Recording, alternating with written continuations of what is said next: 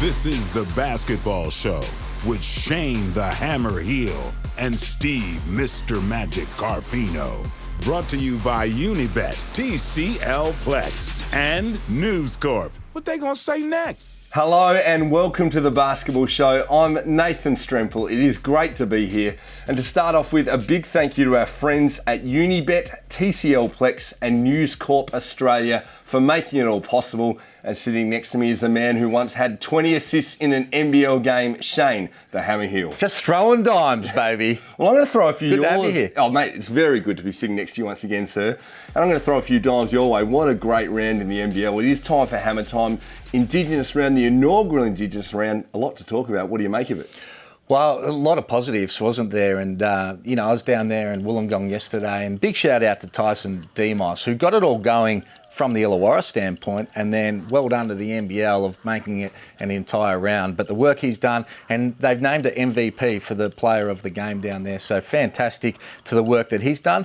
Obviously a bit of controversy that's come about it too. Paul Smith, the owner of the Kings, has tweeted something that I think he'd probably be a little bit disappointed with. Paul's the sort of guy that I think has been good for the league and good for the Kings because he likes to have a jab at people and calls the Kings Sydney Hoops capital, which we all know is rubbish. They're not the Hoops capital. The Hoops capital's in Melbourne. So he has a bit of fun. We know, everyone knows that, right? So, but I don't think the taste was probably great. So the Perth Wildcats have come back out and put a statement, and instead of naming Paul, they've just got a blanket statement like everybody's sort of done it. So first thing is to the Perth, don't blame Twitter. If you're going to say something, call out Paul. And then they finish with saying that it tainted the entire round and tainted everything. Now, something's only tainted if you allow it to be tainted. I thought the positives were unbelievable. And, what the NBL's done and basketball and sport does to be able to promote the Indigenous culture was unbelievable. And I loved hearing the success. Perth should own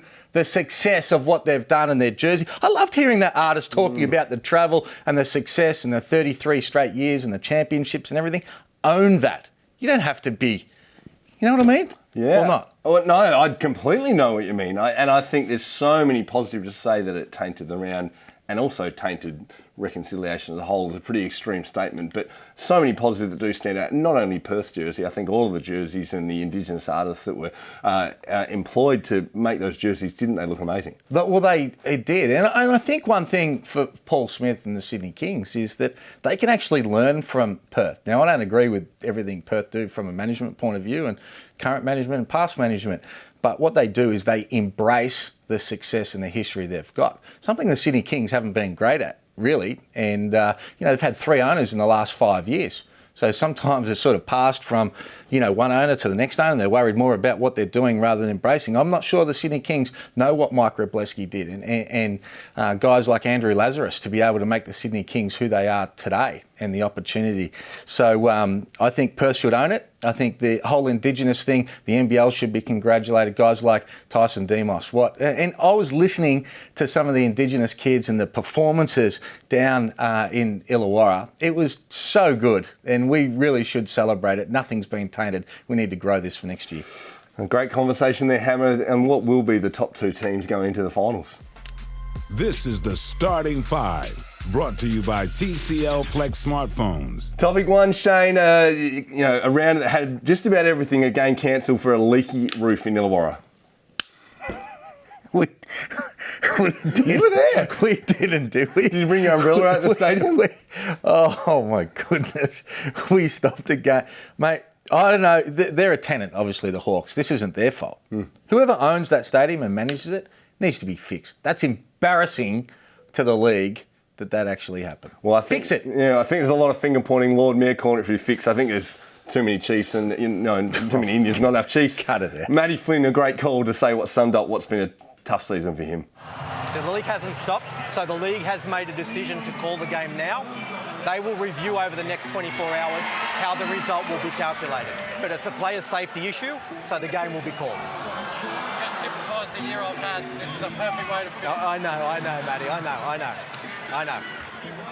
Enough said, I would have thought. On the Hawks this year, 5 wins, not good. Tough year for the Hawks, and a team that is coming good at the right end, maybe too late The New Zealand Breakers, Tom Abercrombie looking like Benjamin Button out there. Unbelievable. 31 points against the Adelaide 36ers. They absolutely towed them up. 7 threes. I spoke to Dan Shamir before the game. Really enjoyed the conversation about Europe and me playing in Europe and his thoughts and the adjustments of how it is here and some of the things that he's gone through to get them where they're at. I think the Breakers are in a really good position to be able to grow. I love the fact that Delaney's playing great basketball. He's encouraged Abercrombie to play his best basketball. They've got an unbelievable foundation, and I really like the direction he's going. I think he's a great coach. And they might sadly fall just short, but wouldn't it be great if they get Hobson back next year? Oof. Moving on, topic 3, a man who had a great campaign with the Boomers in the off-season. We went missing in the mid-season, but Nick Kay has been brilliant the last few weeks. Well, we love Nick Kay here, and Steve and I spoke about it probably about 6 or 8 weeks ago and said that he needs to be able to take more responsibility within that team and step up. He needs to be getting 20 and 10. And you know what? The last 3 weeks, he's had 20 and 10. He is a great player. He would be a great teammate. You spoke about he played well with the Boomers, but fantastic stuff. And good on him for being able to take his game to another level, and he's going to need to do that in the playoffs. So, Nick Kay, thanks for tuning in and listening to Shane and Steve and getting the job done I'm sure we motivated him, few weeks. Well, the next topic, his teammates part of that conversation as we look at the MVP races. Probably down to 3. Bryce Cotton's been really good, but Machado and Lamar Patterson right there as well. It's hard to split them, isn't it? They are superstars. And you can make a solid case. I could argue for each and every one of these 3 players of why they're the MVP so far this season and be passionate about why they're the best players. And it's been incredible. I can't split all 3. I love all 3 games as well. What about the argument if you take them out, what does their team look like? Because that probably makes Lamar Patterson's case a bit stronger. Yeah. But I don't think Perth would be very good without Cotton, and you definitely don't think Cairns would be very good without Machado as well. I think that's a good way to be able to look at it, but I think they all play that same key piece. But in the other way, Patterson's probably got more people around him that could step up in Brisbane. Carry a bit more. It'll be interesting to see. A few weeks' time, the NBL Awards dinner, we will find out who the MVP is. Tough one. And fifth, you talk about that support cast in Perth. Miles Plumlee's drastically changed what Perth are, but I couldn't see where he was. He went missing on the weekend. What he got? Hey, where's some of the fouls that he got? I tuned into that game against United. Like, not good, mate. Like, when you've got guys like that, if it's a 50-50 call, you don't call it on him. And not just him, the other big guys too that come to our league and find themselves in foul trouble early. And I was surprised though that Trevor Gleeson didn't play him more against the Sydney Kings. And you know, he got a little bit of foul trouble early, but then the Kings went small, so Gleeson said, I'll go small as well. For me, he needed to play Plumlee into form and get to know his teammates more, the opposition more, feel good about himself in front of the Red Army and everything else. He had 2 games where he really just wasn't involved, and that's not the way you want your best players coming into play. Especially no Andrew Bogut. And he didn't look happy either, did he? Well, if I'm Miles Plumlee, I think I'd like to play with no Andrew Bogut out there on the court. Yeah, take advantage of it, but he did not look happy. I don't blame him, I wouldn't. Well, 2 weeks to go to the playoffs. We'll see how it plays out. That is the TCL Plex starting 5.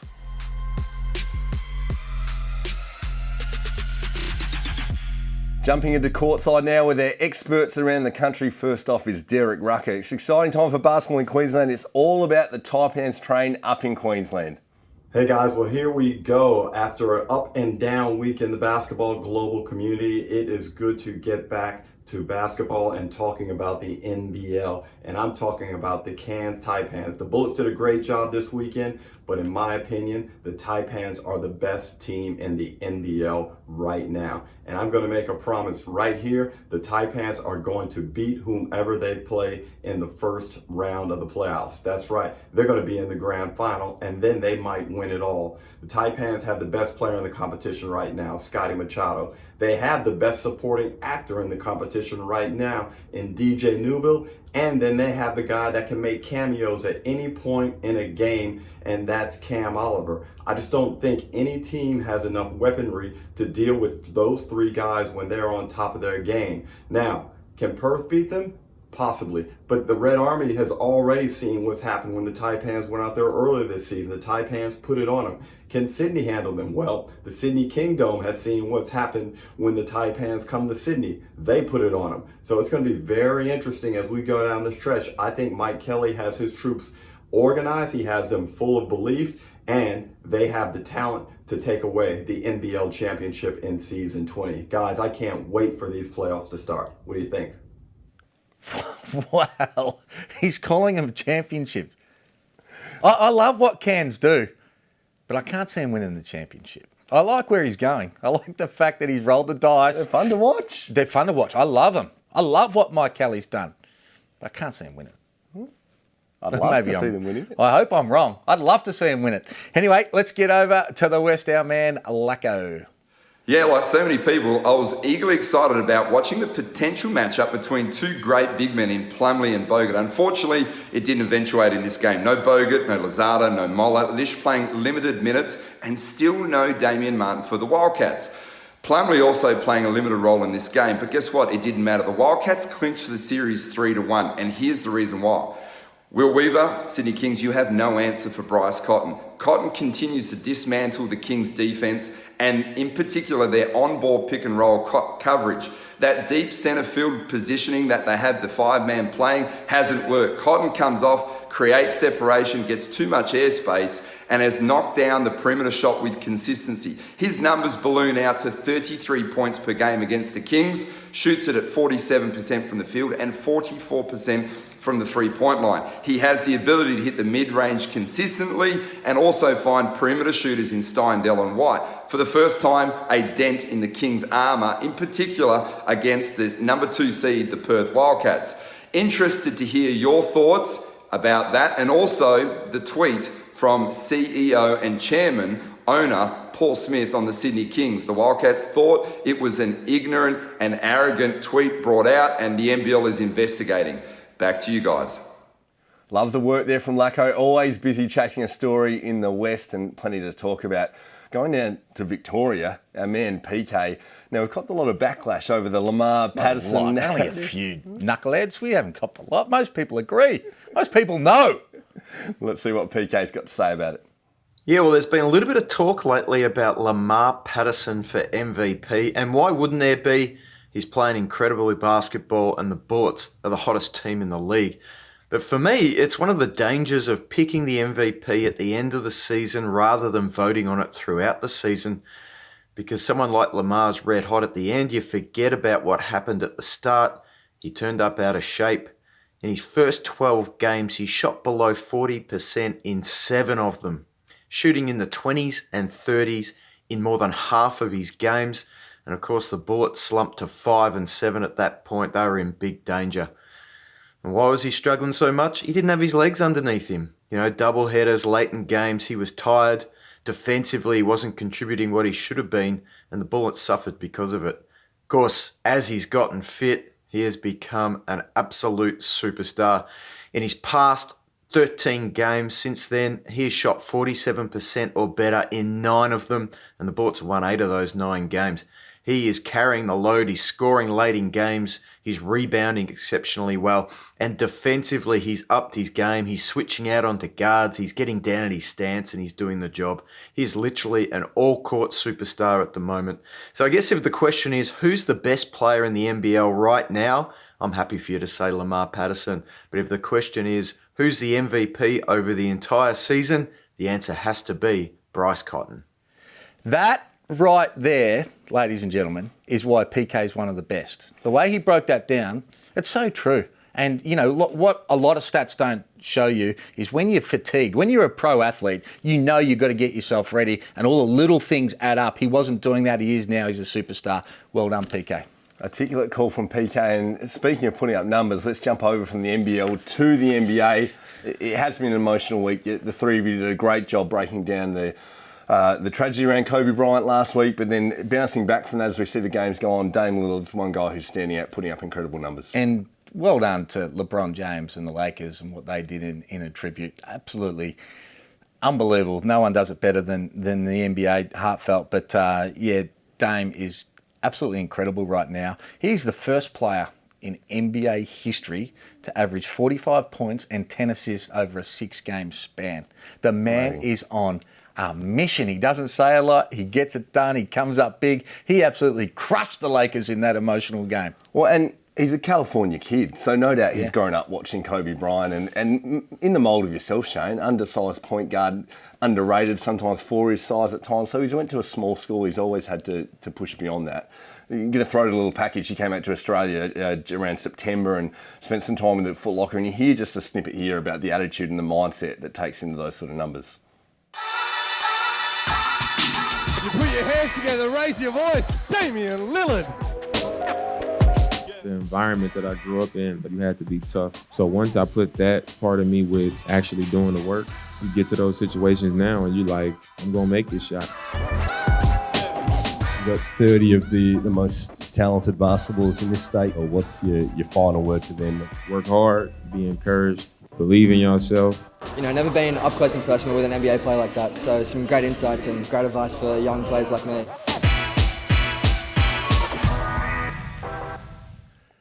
Mate, that's awesome. Great insight. How was he? What was he like to be around? Oh, one thing I really liked is I never played anywhere near the level you did, so I love the mindset and the insight for guys and what they want to give back to the next generation. So he was very particular about wanting some of the best young basketballers in New South Wales there. So I really enjoyed that he made a point of giving his time to them and sharing some insights, and also a guy that's had to work really hard against the odds to make it where he has. So he's a freak. The man's very, very Great impressive. Experience. What do you make of the best teams in the NBA now as we're sort of around that halfway point starting to eat towards the business end? Well, I think it's going to get down to the Bucks and Toronto in the East. I love Toronto. I love the way they're playing. My Raptors, I'm jumping on now that they're the underdogs. I actually like Nick Nurse. I think he does a great job as well. Love their small backcourt. But the Bucks have got to be the favourites in the East. And I think the Clippers slightly ahead of the Lakers in the West. But I think it's a race of two. Don't rate Houston. Don't like Houston. Can't even. Yeah. Love the hard calls. He's got it down to 2 in each conference, and we're only at the halfway point. It's time now for the Unibet game preview. Who's hot? Who's not?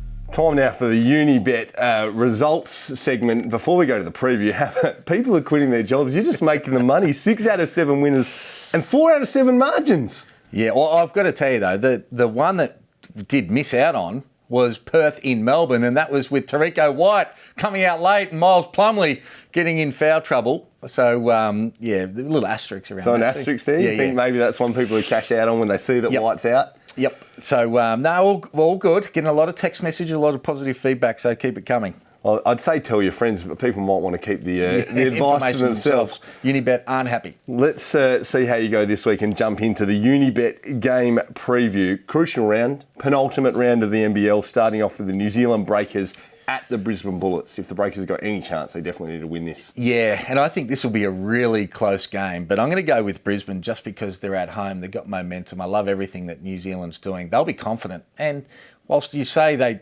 got everything to play for, they're not going to make it. They're not, they're probably mathematically just out of it. So I'll go Brisbane 1-10. Well, the Bullets, they have to beat to make it, so that would end their chances and lock the top 4. This team's not involved in the top 4, then would be the Illawarra Hawks at Melbourne United.